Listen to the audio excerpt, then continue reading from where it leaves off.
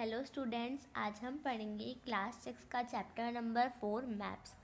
Previous chapter में हमने पढ़ा था ग्लोब्स के एडवांटेज के बारे में, लेकिन ग्लोब के एडवांटेजेस के साथ कुछ लिमिटेशन भी हैं। ग्लोब जब हम पूरे हमारे वर्ल्ड के बारे में पढ़ते हैं तो हमारे लिए वो बहुत यूज़फुल होता है। मान लीजिए हमको अर्थ के बारे में पढ़ना है तो ग्लोब एक बहुत ही ज़्यादा काम की चीज़ है। लेकिन अगर हमको हमारी कंट्री के बारे में देखना है, हमारे स्टेट के बारे में देखना है, डिस्ट्रिक्ट के बारे में देखना है, विलेज के बारे में देखना है, तो इस समय हमको क्या काम आता है? मैप काम आता है। ग्लोब जो रहता है, ग्लोब तो इतना बड़ा होता है तो उसमें हम जो छोटी चीज़ रहती है, मान लीजिए एक विलेज है तो विलेज को ढूंढना बहुत ही ज़्यादा मुश्किल हो जाता है, लेकिन मैप पे उसको ढूंढना बहुत आसान होता है। अब आप लोग सोच रहे होंगे कि मैप क्या होता है। तो मैप जो रहता है ना, मैप रिप्रेजेंटेशन होती है।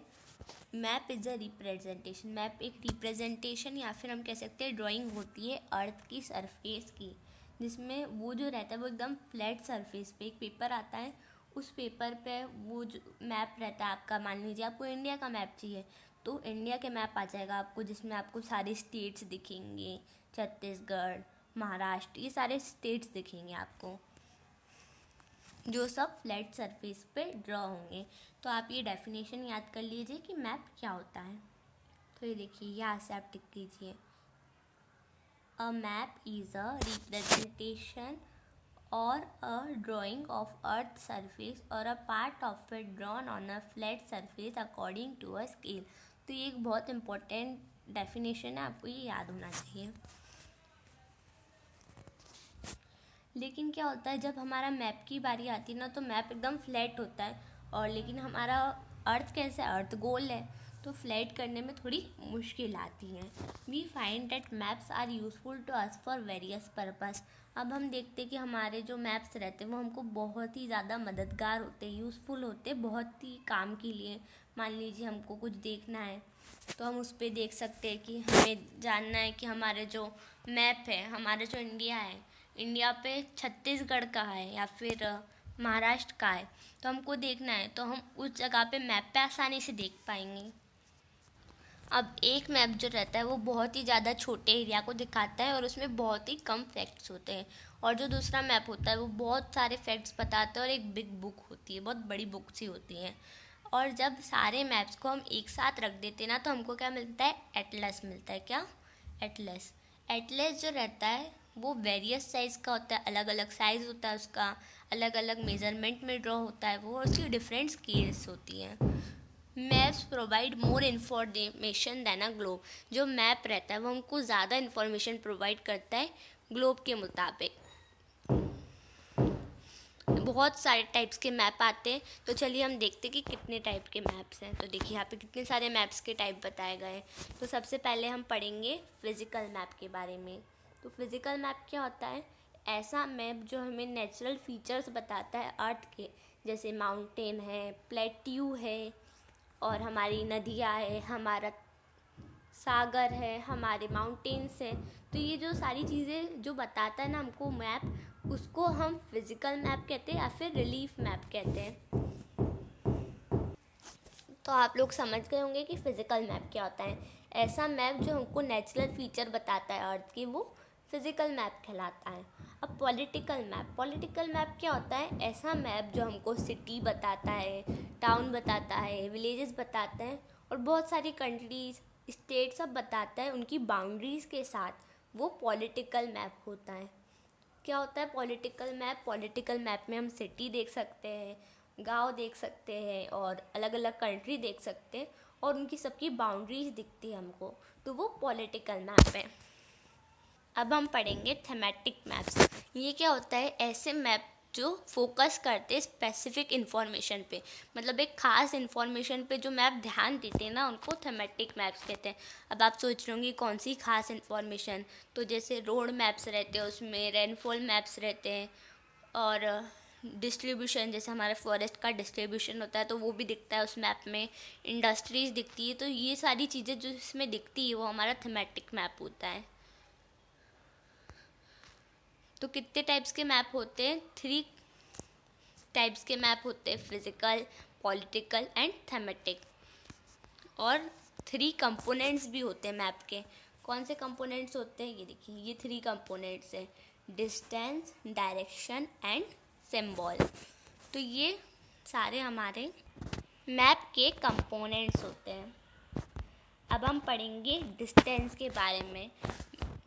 Maps are drawing which reduce the entire world और a part of it to fit on a sheet of paper. अब मैप एक ड्राइंग होती है जिसमें हमको जो भी देखना रहता है, हमारे एंटायर वर्ल्ड का कोई सा भी पार्ट देखना रहता है, तो वो हमें मैप पे दिख जाता है। मैप पे रिडक्शन होता है, लेकिन बहुत ही ध्यान से होता है कि जिससे जो प्लेस की डिस्टेंस है वो रियल रहे। तो क्या होता है, हमारे जो पेपर रहता है उस पर छोटी सी स्मॉल डिस्टेंस बताते हैं जितनी पॉसिबल होती है, लेकिन असली में तो बहुत बड़े होते हैं, लेकिन इतना बड़ा बनाएंगे तो फिर मैप पे तो आ ही नहीं पाएगा, तो इसलिए वो छोटा सा सब जगह बताते हैं। अब हम पढ़ेंगे स्केल के बारे में। तो स्केल क्या होता है? Scale is the ratio between the actual distance on the ground and the distance shown on the map.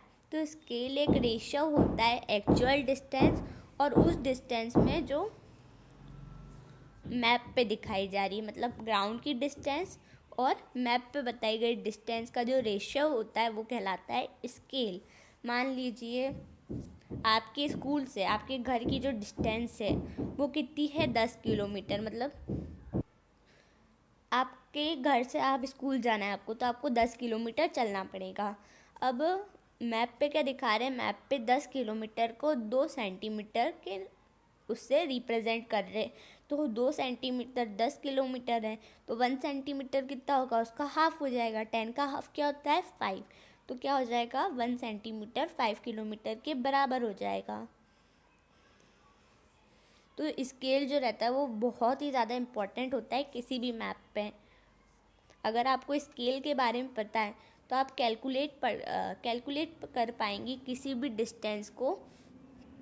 अब हमने देख लिया कि हम छोटी छोटी जगह कैसे करते हैं, लेकिन अब हमको बोल दिया कि लार्ज एरिया जैसे कॉन्टिनेंट होते हैं और कंट्रीज़ होती हैं, उनको आपको पेपर पे दिखाना है। तो अब आप क्या करेंगे? मान लीजिए for example 5 centimetre on the map shows 500 kilometre, मतलब 5 सेंटीमीटर जो है मैप पे वो 500 किलोमीटर दिखाता है ग्राउंड का। तो ये क्या कहलाएगा? ये स्मॉल स्केल मैप कहलाएगा। वही जो स्मॉल एरिया है जैसे हमारा विलेज है, टाउन है, जो जब पेपर में शो होगा तो हम क्या करेंगे? 5 सेंटीमीटर को 500 मीटर से शो करेंगे, तो वो क्या हो जाएगा? वो हमारा लार्ज स्केल मैप हो जाएगा। लार्ज स्केल मैप जो रहता है वो ज़्यादा इन्फॉर्मेशन देता है स्मॉल स्केल मैप से। अब हमने पढ़ लिया डिस्टेंस के बारे में। अब क्या पढ़ना है हमको? अब पढ़ना है डायरेक्शन। अब जितने भी मैप रहते हैं, अधिकतर मैप में आपने देखा होगा कि एरो मार्क रहता है, लेटर लिखा रहता है एन ऊपर साइड में, this arrow show the north direction. तो जो एन लिखा रहता है ना, वो नॉर्थ डायरेक्शन दिखाता है और उसको कहते हैं हम नॉर्थ लाइन। अब आपको अगर नॉर्थ पता है तो आप दूसरे डायरेक्शन भी बता सकते, ईस्ट, वेस्ट एंड साउथ। तो कितने डायरेक्शन होते? 4 डायरेक्शन होते, ईस्ट, वेस्ट, नॉर्थ, साउथ। और हमारे इन्हीं चारों डायरेक्शन को क्या बोलते हैं? कार्डिनल पॉइंट्स बोलते हैं। क्या बोलते हैं? Cardinal points. और हमारे ये आपको ही दिख रहा होगा, इधर देखिए, नॉर्थ, वेस्ट, ईस्ट, साउथ, ये क्या है? ये हमारे कार्डिनल पॉइंट्स हैं। और ये north east, south west, north west, ये क्या है? ये हमारे इंटरमीडिएट डायरेक्शंस हैं। और हम इंटरमीडिएट डायरेक्शन से एकदम अच्छे से पहचान सकते किसी भी जगह को।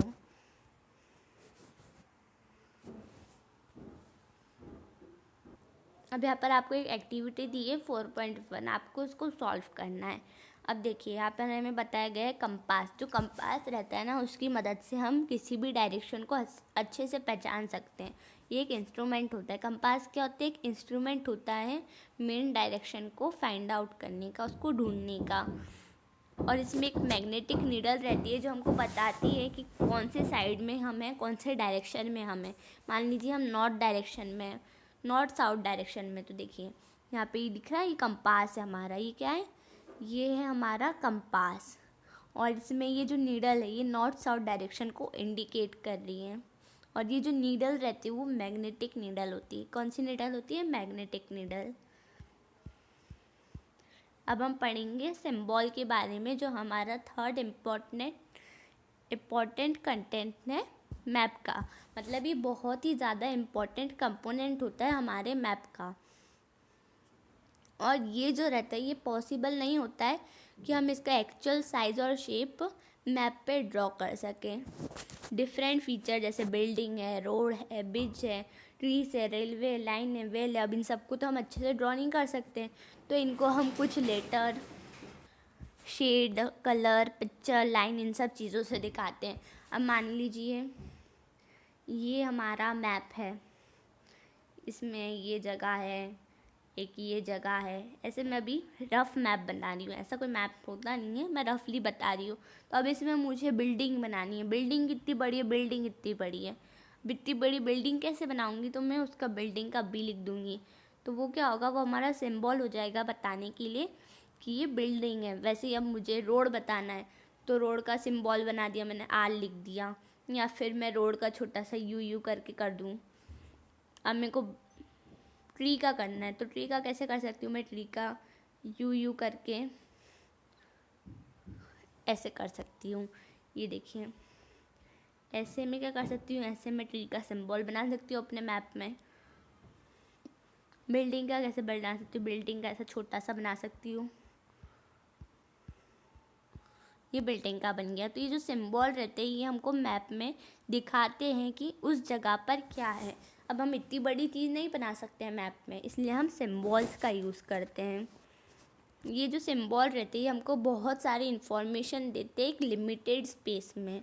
इन सिंबल की मदद से हम मैप को आसानी से ड्रॉ कर सकते हैं और मैप को पढ़ना भी बहुत आसान हो जाता है। देख सकते ये सब सिंबल्स हैं। ये मैंने काय का बनाया है? मैंने इधर देखिए आप, ये हमारे रिवर का सिंबल बना दिया हमने।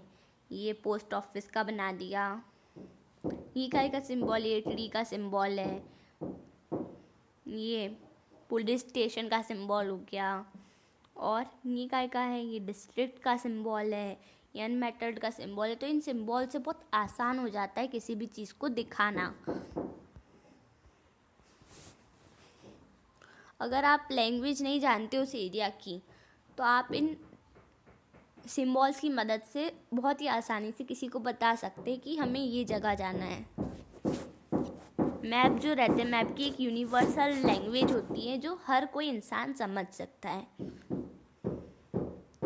और ये एक इंटरनेशनल एग्रीमेंट होता है इन सिंबल्स के रिगार्डिंग। और इसको हम क्या बोलते हैं? इनको हम बोलते हैं कन्वेंशनल सिंबल्स। क्या बोलते हैं? Conventional symbols. ये सारे सिंबल्स हैं, आप देख सकते हैं। पूरा जो हमारा ये, इनमें सब में सिंबल्स ही है बस हमारे। बहुत सारे कलर्स भी यूज़ करते हैं हम सिंबल के रूप में। जैसे ब्लू जो रहता है वो अक्सर हम पानी को दिखाने के लिए यूज़ करते हैं। ब्राउन जो रहता है वो हम माउंटेन्स दिखाते हैं ब्राउन से। ग्रीन से हम क्या दिखाते हैं? ग्रीन से हम ट्रीज दिखा देते हैं। अब हम पढ़ेंगे स्केच के बारे में। स्केच क्या होता है? स्केच एक ड्राइंग होती है जो मेमोरी पे बेस्ड होती है उस स्पॉट की ऑब्जर्वेशन पे। अब मान लीजिए आप कहीं गए, आप कहीं घूमने गए, तो अब आप घूमने गए, आपने बहुत कुछ अच्छा अच्छा नज़ारा देखा, तो आपने वहाँ पे जो भी ऑब्ज़र्व करा वो सब आप ड्राइंग में बना देते, तो वही तो हमारा स्केच कहलाएगा। अब कभी कभार एक रफ़ ड्राइंग की ज़रूरत होती है हमें किसी भी पर्टिकुलर प्लेस को लोकेट करने के लिए। मान लीजिए आपको अपने दोस्त के घर जाना है पर आपको उसका रास्ता नहीं पता है, तो आपके फ्रेंड ने एक रफ़ ड्राइंग बना दी आपको उसके घर का रास्ता बताने के लिए। तो वो जो रफ़ ड्राइंग रहेगी, जो बिना स्केल की रहेगी, उसको ही हम स्केच मैप कहेंगे। अब हम पढ़ेंगे प्लेन के बारे में। प्लेन क्या होता है? प्लेन जो रहता है वो एक ड्राइंग होती है किसी भी स्मॉल एरिया की लार्ज स्केल पे। लार्ज स्केल में जो रहते हैं वो बहुत ही ज़्यादा इन्फॉर्मेशन देते हैं, बट ऐसी कुछ ही चीज़ है जिन which we may some things want to know, for example the length and breadth of a room। पर ऐसी कुछ ही चीज़ है जो हम जानना चाहते हैं, जैसे लेंथ और ब्रेथ किसी भी रूम की। अब जो लेंथ और ब्रेथ है वो हम मैप पे तो दिखा नहीं सकते, तो उस टाइम क्या करेंगे, उस टाइम हम we can refer drawing drawn to scale, एक स्केल की ड्राइंग को हम रेफ़र कर सकते हैं, जिसको क्या बोलेंगे, हम प्लान बोलेंगे। तो ये प्लान हमारे लिए उस समय काम आएगा।